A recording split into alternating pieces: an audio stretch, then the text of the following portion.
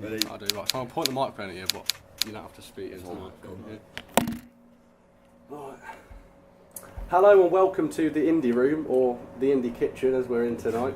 It's not the most fantastic. It's not worked out in the best way, but we're going to make do with what we got. My name's Joe, and I'm privileged to be here with Corella. How are you lads doing? Cool. So first of all, this is the first gig of your UK tour that starts today in Birmingham. How are you feeling about it? Good, excited. Yeah. Good to be back on the road. Yeah, we're ready to play again. Last time we played was in December, so it's been a while. Yeah. So you first formed in 2016, was it? Yeah, early 2016.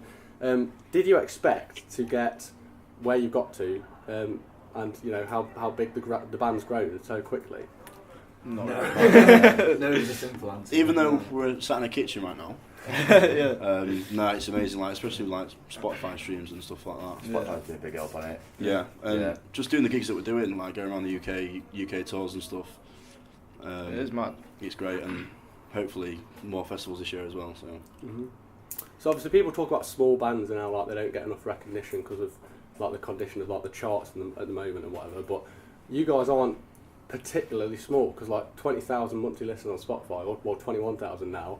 That's like enough to fill a football stadium pretty much if you've got all your fans together. Yeah. So how do you think that growth has happened so quickly, and how did you go about promoting yourselves, especially since like you're unsigned? I think it's just the legwork of first of all getting your mates to listen, and then getting their mates to listen. Get so it's just like a spiral. That, Get your family involved. I think we did quite a lot of gigs to begin with in Manchester, so it was like sort of like getting like a backlog of stuff there, growing a fan base, and then sort of like branching out from there, recording songs as well, like and then getting them up on Spotify, BBC and Yeah, Spotify has helped us a lot. I think, with the playlist. So obviously that sort of like reaches out to everywhere, so people have heard it. So when you go on tour, like people come to the gigs, which has been a massive help. Yeah. Especially like we live with 11 people in a house. So if they all buy tickets, that's 11 people. It's a good and then, start, isn't it? Yeah, that's a small pocket in a venue, I think. So and then obviously their mates as well. Like I said, it's just like a progression of like people speaking to I like each to other. think we've been a bit lucky, and I think a bit of the luck has sort of played in hand with like the songs we've wrote, and sort of all just fitted together pretty well. Yeah. So like we said, you guys formed in 2016. How did you guys come about like meeting each other, and how did the band start? Well, it's fate, innit? We didn't know each other 2 years ago. Well, I knew Ben a bit, just a little bit back in Europe, didn't I? Yeah, vaguely. Same paper. Yeah. It was like university halls. Like us three moved into the same flat without even knowing each other. By chance. And it was like we all had really similar music interests, and it was like he played guitar, he played drums. It's like, I guess we're starting a band then. Yeah. Was that in first year of First year, yeah. And then we found Ben on the street, didn't we? Yeah, playing the organ. We were like, come play bass. Yeah. And then it stuck the whole Yeah, thing. he's He's got his life sorted out. Yeah. But anyway, that's a really interesting story because obviously like it leads to my next question. Obviously people meet in uni and at halls like and become lifelong friends. Like my mum, her best mate, they met in the first year at like uni and halls.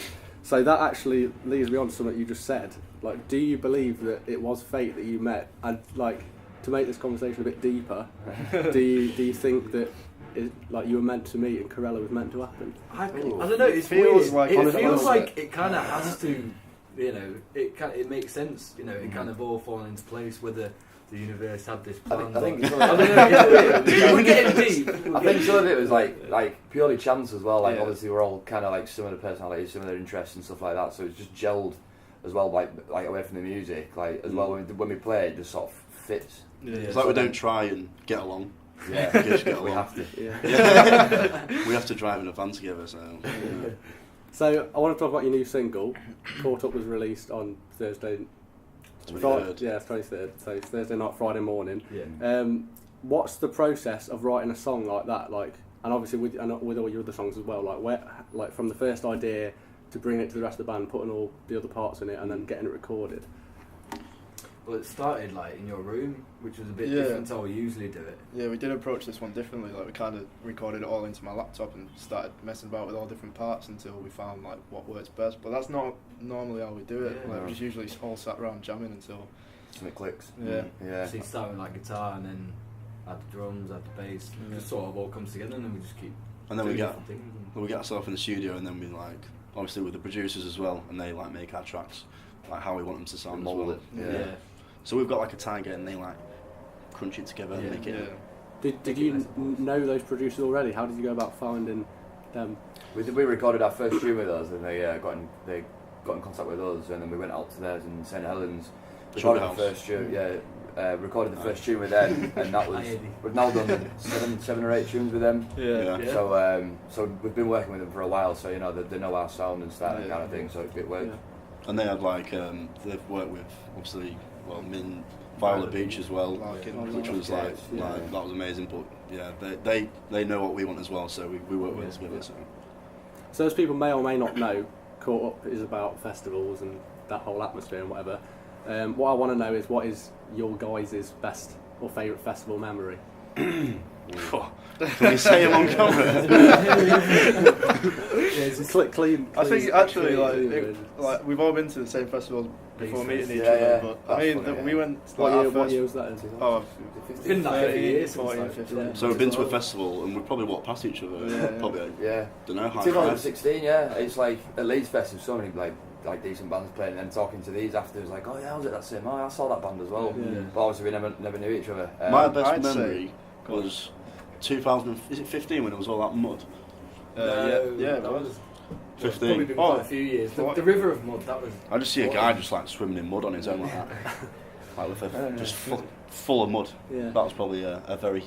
Funny. We actually had a sick time at Why Not on our first festival. Oh yeah, that was good. Like we all went Why Not. What year was that? We played last year. Last year. When you played? Our first festival season. Absolutely funny. Managed to walk onto like Jaguar Skills. Right next to He crowd surfed on the Jaguar. Yeah, we somehow we got backstage on.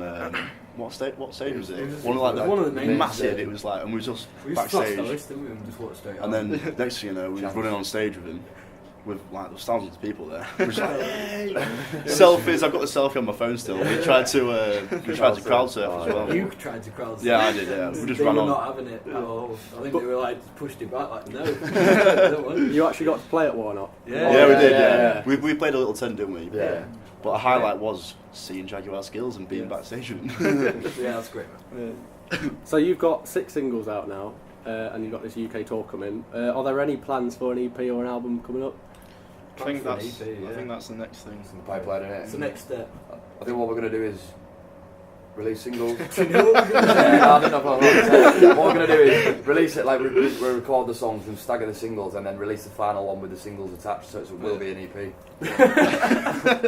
It's on the table. Like bang together. Yeah, mould it together. Right. So, since you've been together 2 years, what has been the best bit of being in Corella? Best moment of being in Corella so far? And have you met any famous people yet?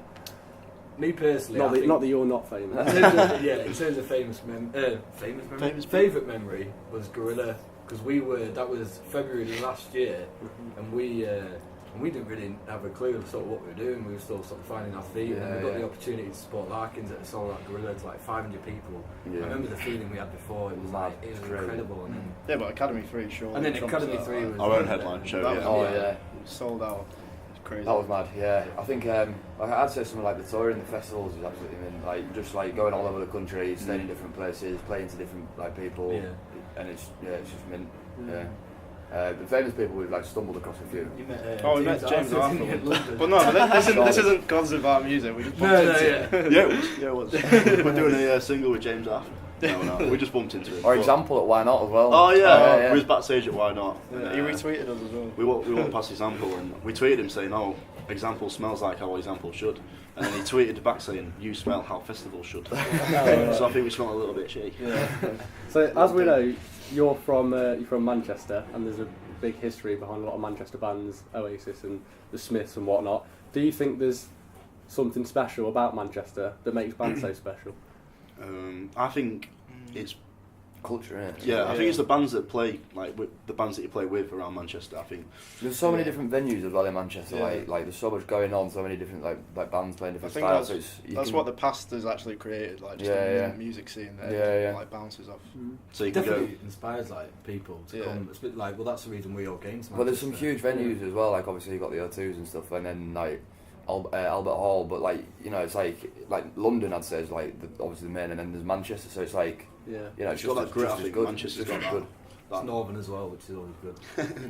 Manchester's got that grit of like all the bands wanting to get to that top like place, and I think that's for the heritage as well. I think that's ace as well. Yeah. I mean, the moment where I got into music was when I first listened to Oasis. But for you, all of you, was there one moment that made you want to pick up an instrument or start playing music and making music in general? For me, it was back in the day. Year 8 when I used to listen to like really heavy metal, like Bullet Man. Oh, did you? Yeah. No way. I love it. Yeah. This is when I first started. I was like proper loving like the angry music, But then over time I learnt a few C chords, and G chords, and then just sort of like obviously just like different music tastes have gone on, and then just come to this. For me, it was Ed Sheeran. I mean, a little acoustic. Yeah, he used to be a singer-songwriter. Yeah. He came with like glasses, hat on, little fake glasses. Guitar. They were fake glasses. No, We changed Ed Sheeran for me. Yeah. I like the ability of just being on acoustic guitar, singing on my own in my Singer room. songwriter.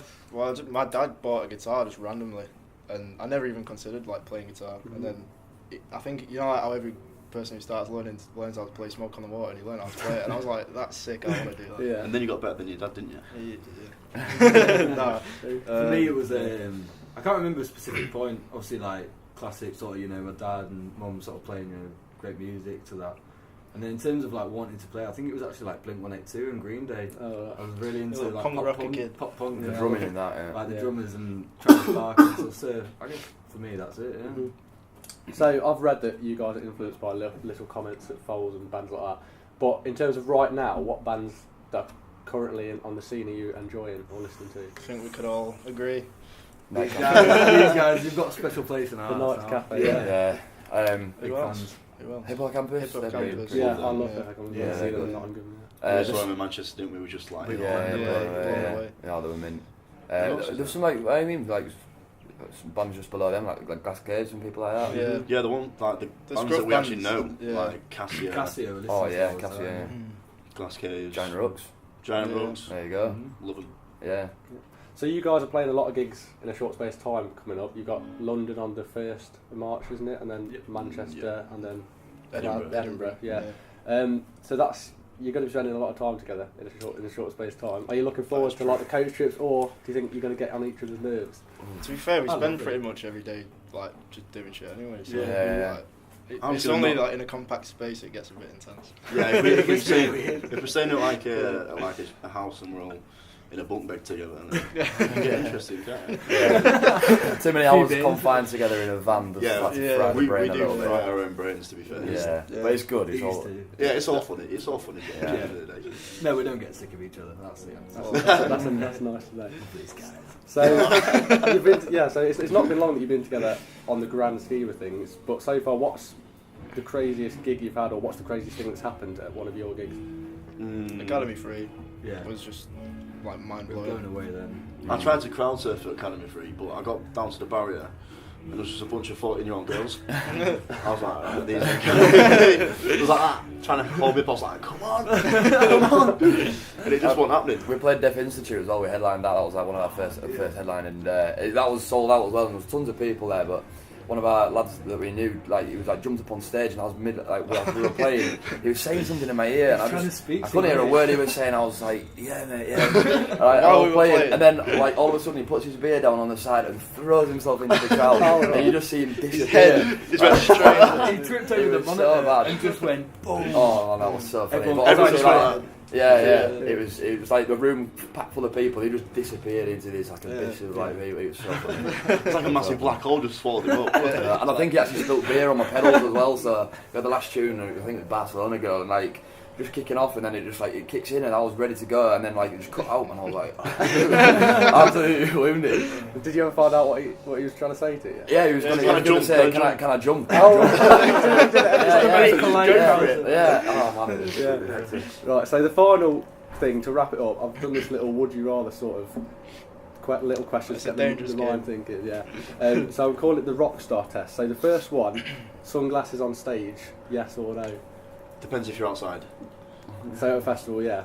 Yeah. I'd say no. I'd say yeah. You've done it. I'd I've say done it yeah. before. I think I can do it. I think so. Goggles.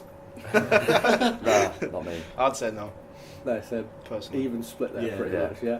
Plugged in or acoustic? Plugged in. Every Plugged in. time. Fuck, get it blasted. I don't know if to say plugged in. You don't have to. Yeah, plugged in. Yeah. Fender or Gibson? Fender. 100%. You're still passionate open. about that, aren't you? We're still open for endorsement from Gibson. Not anymore. Lager or cider? Lager. Lager. What's your favourite lager? I like a Coors Light. That new Guinness one. Hop House is very nice. Oh yeah. I do like Heineken though. Heineken's like I'm middle of the same. ground. I like Straight a up. Coors Light. I love a Coors Light. Because it's light on stomach. Yeah, And you yeah. can drink loads of it. Yeah. Agreed. Stage diving or crowd surfing? Crowd surfing. Yeah, I'll have to crowd surf. Stage dive's dangerous. As we found out. Badly. And finally, City or United? City. I'm United. I'm going to say City just to go against you. I don't like either, but we've played at City, so I'll say City. We played, yeah. We played, outside the- yeah, we played there. I just So. couldn't wait. But they play our tunes, Old Trafford. So. Oh. Yeah, Old Trafford.